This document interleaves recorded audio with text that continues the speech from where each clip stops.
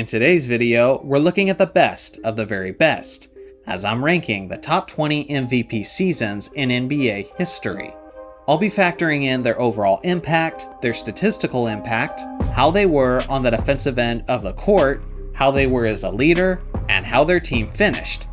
So without further ado, let's get into it. Number 20, Magic Johnson in 1987. This was Magic at his absolute best, as he led the Showtime Lakers to have a dominant 65-17 record. He led the league in assists per game as he had a dominant combination of both scoring and playmaking. And on the year, he averaged 23.9 points, 12.2 assists, 6.3 rebounds, and 1.7 steals, on 52% shooting from the field. This was the highest scoring season of Magic Johnson's career, and he also played in 80 games in that regular season. He was the ultimate example of a guy who made his teammates better, and although there was some fantastic competition for the award, like Michael Jordan, who was averaging 37 points per game, and Larry Bird, who was putting up 50, 40, 90 numbers while averaging nearly 30 points a game, you ultimately still had to give the nod to Magic, as he was the ultimate example of a winner and a leader this season. Number 19, Giannis Antetokounmpo in 2020. At only the age of 25, Giannis was the perfect combination of strength, power, and speed, as the Greek Freak was all over the place on both ends of the court, as he was not only named the MVP that season, but he also won the league's Defensive Player of the Year award, making him one of the few players to achieve both awards in the same season. On the year, he averaged 29.5 points, a career-high 13.6 rebounds, and 5.6 assists on 55% shooting from the field.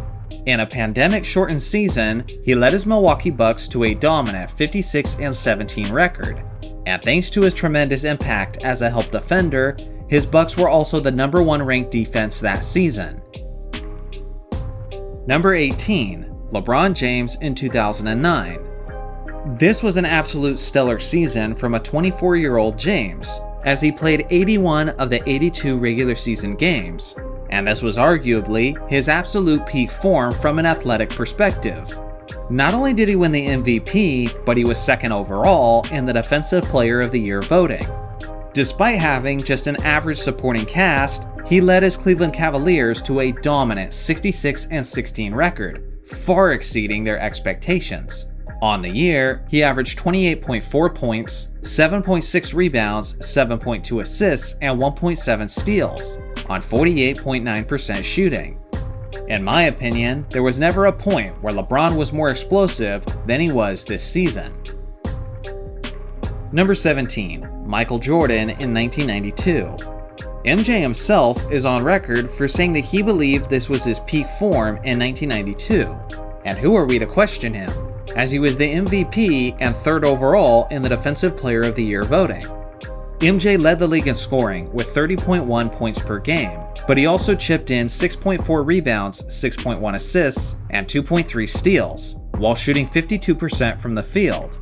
Under his leadership, his Chicago Bulls steamrolled through the Eastern Conference, with a league-leading 67-15 record. This version of MJ was especially deadly because not only did he have the maturity and the experience, but he was still youthful enough that he was pretty close to his peak athleticism. As always, he was one of the most dominant two-way forces that we've ever seen from the shooting guard position, and for this reason, he's taking home the 17th spot on the list. Number 16, Kevin Garnett in 2004. I think a lot of people forget just how great the big ticket was in his prime. This year, he led his entire team in all 5 major stat categories, and he's one of only 5 players in NBA history to achieve that feat. Along with that, he played all 82 games that season, as he averaged 24.2 points, a league-leading 13.9 rebounds, 5 assists, 1.5 steals, and 2.2 blocks, on 50% shooting from the field. He led the Minnesota Timberwolves to a solid 58-24 record, which was especially a big deal for this squad, seeing how that was the first time that the Wolves had had that kind of success, and also seeing how they are statistically the most losing franchise in NBA history. Given his all-around impact, and given the way he affects the game on both ends of the court, he was able to climb pretty high up on this list. Number 15. Kareem Abdul-Jabbar. This was only his sophomore season in the NBA at the age of 23, and despite that fact, he was still able to lead his Milwaukee Bucks to a ridiculous 16-16 record, as they not only had the best offense in the entire league, but the best defense as well. Not only did he play all 82 games, but he used his iconic hook shot to lead the league in scoring, as he averaged 31.7 points, 16 rebounds, and 3.3 assists, on a stellar 57.7% shooting from the field. You would probably be safe to assume that he was in one of the top 3 spots in blocks per game. But unfortunately, the NBA didn't start officially keeping track of both blocks and steals until the 73-74 season. So for this reason, we're only left to guess what his blocks numbers would have been. But without question, he was one of the best, if not the best, rim protector in the NBA at that time. Number 14. Hakeem Olajuwon in 1994. At the age of 31, Hakeem appeared to be just as good as he had ever been before, as he was constantly hosting block parties while giving the opponents the dream shake on the offensive end of the court. Not only was he the league's MVP, but he was also the Defensive Player of the Year. He played 80 of the 82 regular season games, and that season, he averaged 27.3 points, 11.9 rebounds, 3.6 assists, 1.6 steals, and a whopping 3.7 blocks, on 52.8% shooting. Whether it be on offense or defense, the dream operated like poetry in motion, as he led his Houston Rockets to a 58-24 record. Ultimately, I might regret not having him any higher than the 14th spot on this list. But regardless, his 1994 season deserves a ton of respect. Number 13. Wilt Chamberlain in 1960. This wasn't even Wilt Chamberlain in his prime form, as he was only the age of 23 in his rookie season in the NBA. That's right, in his debut year in the NBA, he was named the league's MVP, as he led the league in minutes per game at an astonishing 46.4, so obviously he was leaned upon heavily. Beyond that, he also led the NBA in scoring and in rebounding, as he averaged 37.6 points per game and 27 rebounds a game. He even found time to chip in with 2.3 assists. His Philadelphia Warriors finished the NBA season with a 49-26 record, which was a 17-game improvement from the previous season. And as I mentioned earlier about Kareem Abdul-Jabbar, unfortunately, Wilt Chamberlain didn't have the benefit of having the blocks and steals numbers available to him, since those weren't officially tracked until the early 1970s. Number 12. Michael Jordan in 1991. Jordan and the Bulls were on an absolute mission this season, as they had just been eliminated in the NBA playoffs by the Detroit Pistons for the 3rd season straight. Physically, he was the strongest he had been up to that point, as he had spent a ton of time in the gym preparing his body for the physical battles. He led his Bulls to their first 60-win season, as they had a 61-21 record. On the year, he averaged a league-leading 31.5 points, 6 rebounds, 5.5 assists, 2.7 steals, and 1 block, on an absurd 53.9% shooting from the field, which is a level of efficiency that is almost completely unheard of from a guard who's averaging over 30 points per game.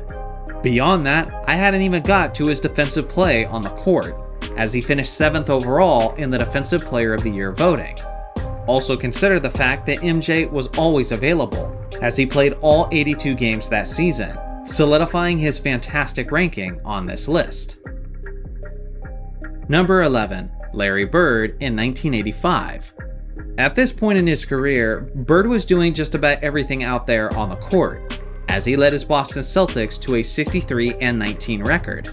He was very close to his first 50-40-90 season, as he shot 52% from the field, 43% from three-point range, which was nearly unheard of during that era, and 88.2% from the free throw line.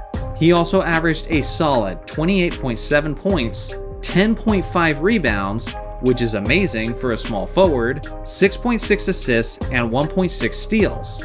His leadership, his playmaking, and his tremendous basketball IQ all were pivotal to his team's success, as this 28-year-old assassin was arguably never better than he was this season. Number 10. Oscar Robertson in 1964.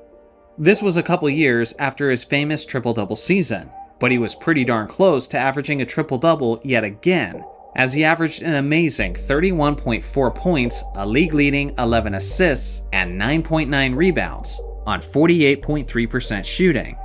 It's also worth pointing out that he usually doesn't get enough credit for being one of the best free throw shooters in the entire league. And in this season specifically, he led all players in free throw efficiency, hitting a stellar 85.3% from the charity stripe. Thanks to his amazing all-around performance, he led his Cincinnati Royals to a 55-25 record. He wasn't the most flashy player, as he was kind of like the Tim Duncan of the point guard position, in the sense that he was extremely reliable and always got the job done without the most exciting highlights. Regardless of how you look at it, this was easily one of the greatest MVP seasons of all time. Number 9. Nikola Jokic in 2024. He's been an NBA MVP 3 separate times in his career, and some would argue that he should have been an MVP for 4 seasons straight. So you can definitely argue which one of those MVP seasons was his very best. But for me personally, it's the one we just witnessed, as the 28-year-old Jokic dominated the stat sheet while playing the most games he had ever played in an MVP season. And let's be honest, at 79 of the 82 regular season games, that's something that's almost unheard of in the modern NBA. On the year, he averaged 26.4 points, 12.4 rebounds, and 9 assists, while making an incredible 58.3% of his shots. He was also huge for the Denver Nuggets when closing out games, as he finished 4th overall in the Clutch Player of the Year award. At this point, we're starting to take for granted just how incredible this guy is as a facilitator, which is something we've never seen from the center position since Wilt Chamberlain. And I would argue that Jokic did it even more consistently than Wilt the Still, and for this reason, he gets the 9th spot on my list. Number 8. LeBron James in 2013. Many people believe, including yours truly, that this was the very best version of LeBron that we've ever seen. It wasn't really about his explosive numbers from the standpoint of points, rebounds, and assists, but really it was about his jaw-dropping efficiency, as guys like Dwayne Wade, Chris Bosh, and Ray Allen took much of the offensive attention off of him and allowed LeBron to be the most efficient that he had ever been. On the year, he averaged 26.8 points, 8 rebounds, 7.3 assists, and 1.7 steals, on an insane 56.5% shooting and 40.6% from three-point range, which was the best three-point percentage of his career in either Miami or Cleveland. He was also a force defensively, as he finished 2nd overall in the Defensive Player of the Year voting. And thanks to his tremendous leadership, his Miami Heat were able to win 27 straight regular season games, which is still holding the 2nd spot for the longest winning streak in NBA history. Number 7. Shaquille O'Neal in the year 2000. This was the greatest and most dominant version of Shaq that we had ever seen, as this guy was an absolute monster who led the NBA not only in scoring but also in field goal percentage. His Lakers were a dominant 67-15, and many people forget that he was also 2nd overall in the Defensive Player of the Year voting, as this was the best he had ever been as a rim protector. On the year, he averaged 29.7 points, a career-high 13.6 rebounds, 3.8 assists, and 3 blocks, on 57.4% shooting from the field. He also played 79 of the 82 regular season games, meaning he was a constant nightmare for opposing defenders. It wasn't just about how productive Shaq was, but it was also about the attention he drew from the defense. And because of guys consistently collapsing upon him, perimeter shooters like Glenn Rice, Robert Horry, Rick Fox, and Brian Shaw all were much better as a result. Number 6. Wilt Chamberlain in 1966. This 29-year-old version of Wilt was now stronger and more mature, and he was also a guy who was willing to play more within the flow of a team's natural offense. He played 79 of the 82 regular season games, and played a ridiculous 47.3 minutes per game, meaning he was consistently taking advantage of backup centers. On the year, he led the NBA in scoring, in rebounding, and in field goal percentage, as he averaged a ridiculous 33.5 points, 24.6 rebounds, and 5.2 assists on 54% shooting from the field. Of course, he was arguably the greatest rim protector at the time, right alongside of Bill Russell. Thanks to his all-around dominant effort, his 76ers finished the season with a 55-25 record. And although this isn't quite the best version we ever saw of Wilt Chamberlain, it was pretty darn close. Number 5. Michael Jordan in 1996. This version of MJ was arguably more determined than any version of MJ that we had ever seen, as he was on a mission to redeem his Chicago Bulls after the embarrassing defeat at the hands of the Orlando Magic in the 1995 playoffs. Thanks to this extra bit of motivation, a 32-year-old Michael Jordan led his Bulls to an NBA record 72-10 season. It's also worth mentioning that overall scoring in the NBA was much lower during this era, as the game had slowed down to a significant extent, and it was a much rarer thing to see teams score over 100 points in a game. Regardless of that fact, MJ still led the league in scoring with a whopping 30.4 points per game. He also chipped in 6.6 rebounds, 4.3 assists, and 2.2 steals on 49.5% shooting. On defense, the Bulls were absolute menaces on the perimeter, and a large portion of the credit belongs to MJ, as he finished 6th overall in the Defensive Player of the Year voting. For his all-around greatness and for the impact he had on his record-setting team, I think he deserves a top 5 spot. Number 4. Kareem Abdul-Jabbar in 1972. The captain was an absolute beast this season, as he was only in his 3rd year at the age of 24. Regardless, he looked like he was in his prime form and was an absolute nightmare for opposing centers. Not only did he lead the league in scoring, but it was also a career high, as he averaged 34.8 points per game. He also snagged 16.6 rebounds per game, and was also doing a decent job of facilitating as a big man, as he averaged 4.6 assists per game. As usual, he was absolutely lethal with his skyhook, as he made 57.4% of his shots. And as always, he was extremely available, as he played in 81 of the 82 regular season games. Thanks to his goofy video game numbers, and his tremendous impact on both ends of the court, his Bucks finished the NBA season with a 63-19 record. Regardless of the fact that Wilt Chamberlain was still in the league with the Los Angeles Lakers, at this point in time, Kareem Abdul-Jabbar was widely seen as the best center in the NBA. Number 3. Wilt Chamberlain in 1967. The numbers he put up this year were so insane that it's almost hard to believe. A 30-year-old Wilt Chamberlain, who was a more well-rounded player, averaged an absurd 24.1 points, 24.2 rebounds, and 7.8 assists, while hitting an utterly insane percentage of 68.3% of his shots, which obviously led the entire NBA that season, and is easily the most efficient field goal percentage ever from an MVP winner. He led the league in games played, in minutes, and in rebounding, while being an utterly terrifying force around the rim, as he was swatting shot after shot, holding down the paint. Thanks to his jaw-dropping all-around effort, his Philadelphia 76ers finished the NBA season with a 68-13 record, which at the time was the greatest record we had ever seen in NBA history. Honestly, that level of success isn't really all that surprising when a guy is averaging nearly 25 points on nearly 70% shooting. Just absolutely goofy stuff from one of the greatest players of all time. Number 2. Steph Curry in 2016. I'm sure many people will be shocked to see Steph this high on the list. But honestly, when you consider everything about his impact this season, I don't see how you could possibly have it any lower than this. Steph led the NBA in scoring that season, as he averaged 30.1 points per game, but he also chipped in 6.7 assists, 5.4 rebounds, and a league-leading 2.1 steals. On top of that, he was the epitome of efficiency, as he had an insane 50-40-90 season where he shot 50.4% from the field, 45.4% from the three-point line, and 90.8% from the free throw line.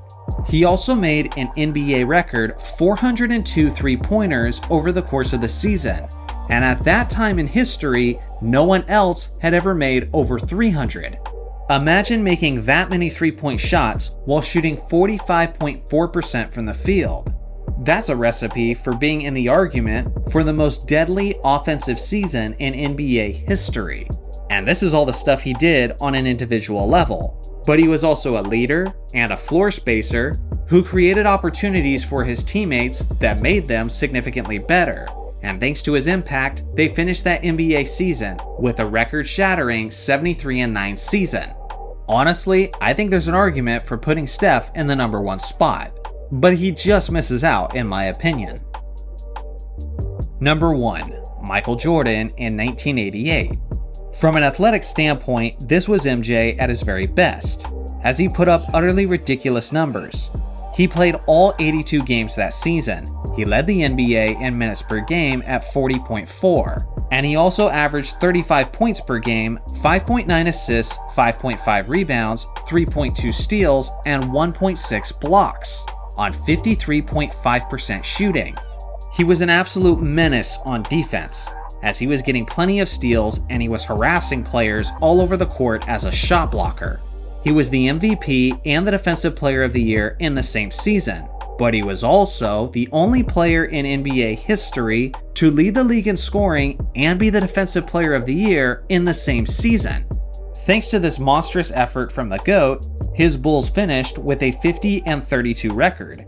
And when you look at a supporting cast, you'll notice that they really had no business being that good. But that's just how hard he carried them. Without question, this is the most jaw-dropping and amazing MVP season in the history of the NBA. But at the end of the day, these are just my rankings and my opinions. Also, here is my list of honorable mentions. Should any of these players have made the list instead? And how would your list differ from mine? I look forward to hearing your thoughts in the comment section below. Thanks for watching as always, make sure to like and subscribe for more basketball content, and I'll see you guys in the next video.